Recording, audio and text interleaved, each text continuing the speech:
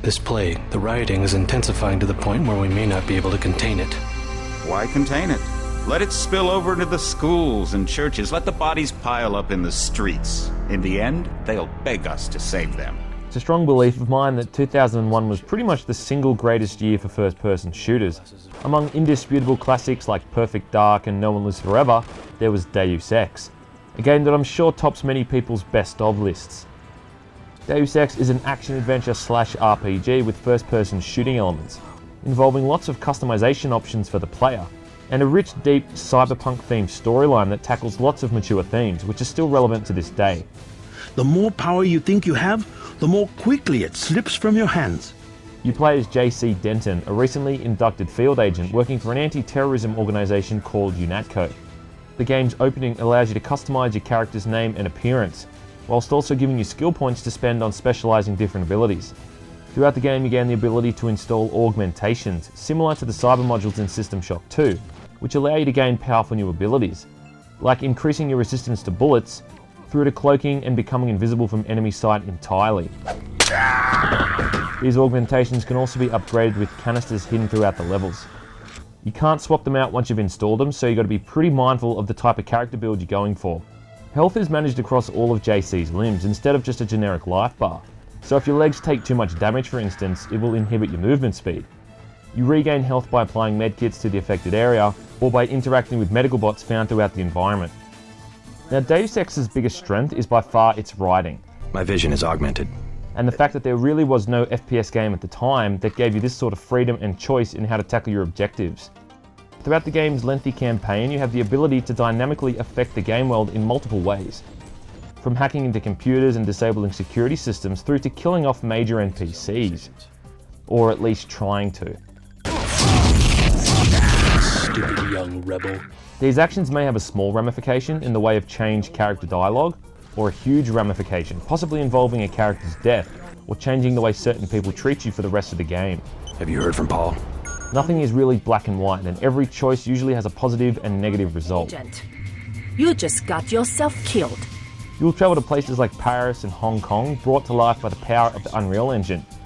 In all honesty, it's not the best looking game, and it wasn't exactly top notch for its time either, and the real appeal comes from the design and layout overall, more than its aesthetic appeal. It's really riveting stuff involving conspiracies and secret organisations mixed in with a really original sci-fi setting. The voice acting can be a little bit off at times though, with some pretty shocking accents here and there. Mr. JC Denton, in the flesh. We're from Australia. Let's just wait for Russ. But that's kind of the game's charm. Heard of anyone hiding a large generator?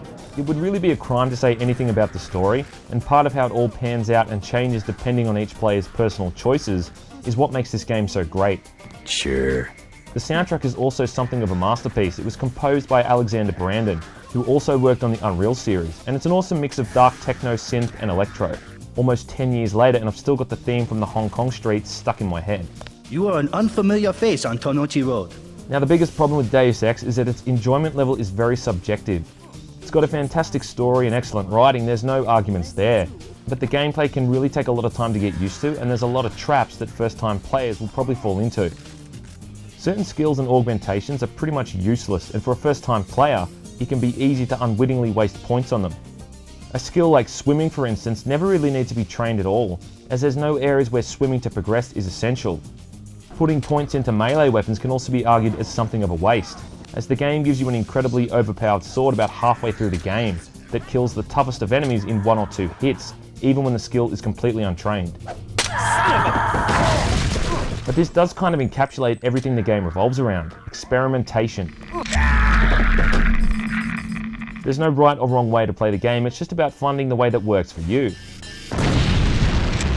All those years ago, the first time I played Deus Ex, I absolutely hated it, I'll be honest.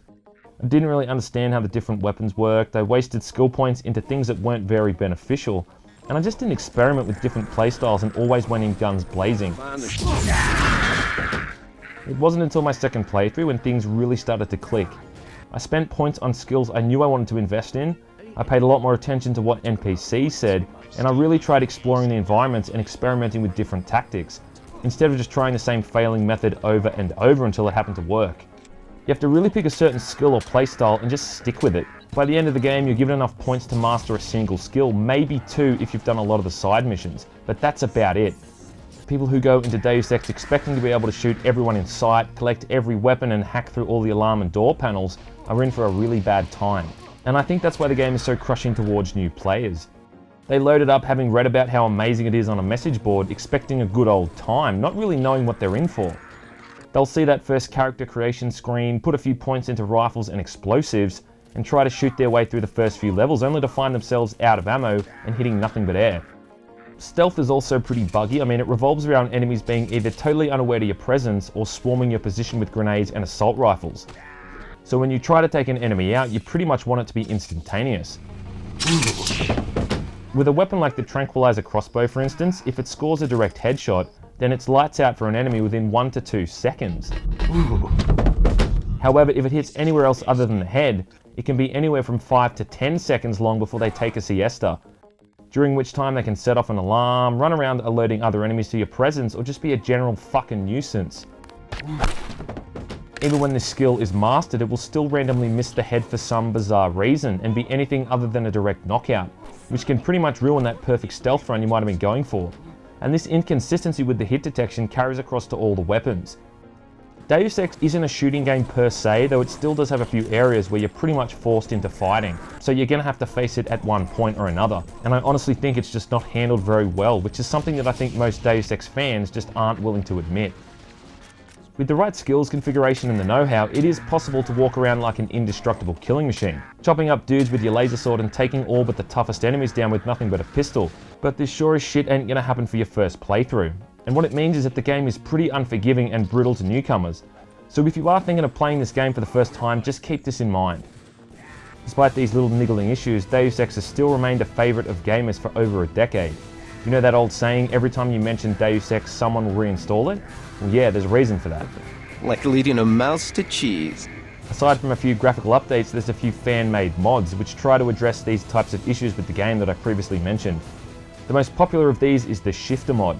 Deus Ex also had 2 sequels, Invisible War and Human Revolutions. Now fans will argue over which of these are the best until their throats are sore, and I don't really think there's a right or wrong answer. Deus Ex 1 is definitely the most intelligent and well written out of the 3. But that doesn't necessarily mean it's the best. Considering the amount of replayability with each of these games and their price, none of them are going to be a waste of time. So your best bet is to play all 3 of them and just make your own mind up. If nothing else, you can finally see what all the hype is about. All right, I'm going. Jesus.